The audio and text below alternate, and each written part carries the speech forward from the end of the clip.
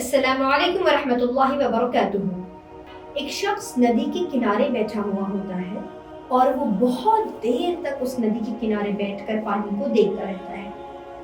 یہ دیکھ کر ایک دوسرا شخص اس سے پوچھتا ہے، بھائی آپ یہاں پر اتنی دیر سے بیٹھے ہوئے کیا کر رہے ہیں؟ تو وہ کہتا ہے کہ میں انتظار کر رہا ہوں کہ جب یہ سارا پانی گزر جائے اس کے بعد میں ندی پار کروں۔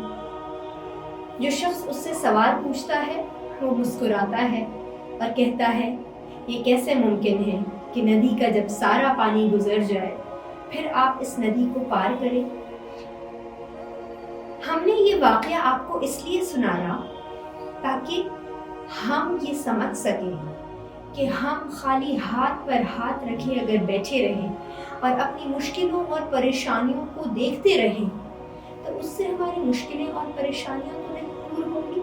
اگر ہمارا مقصد ندی پار کرنا ہے تو اس کے لیے ندی کے بہاؤ کے اندر اترنا بہت ضروری ہے۔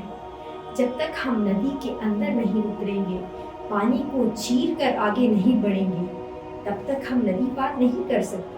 ٹھیک اسی طریقے سے جب تک ہم اپنی پریشانیوں کا مقابلہ نہیں کریں گے، ان سے لڑیں گے نہیں، اگر ہم اپنی منزل تک پہنچنا چاہتے ہیں، ہم اگر ندی پار کرنا چاہتے ہیں تو ندی کے اندر غوطہ لگانا تو بہت ضروری ہے۔ ٹھیک اسی طریقے سے اگر ہم چاہتے ہیں کہ ہماری زندگی کی پریشانیاں تکلیفیں دور ہوں تو ان کا سامنا کرنا، ان کا ہمت سے سامنا کرنا بے حد ضروری ہے۔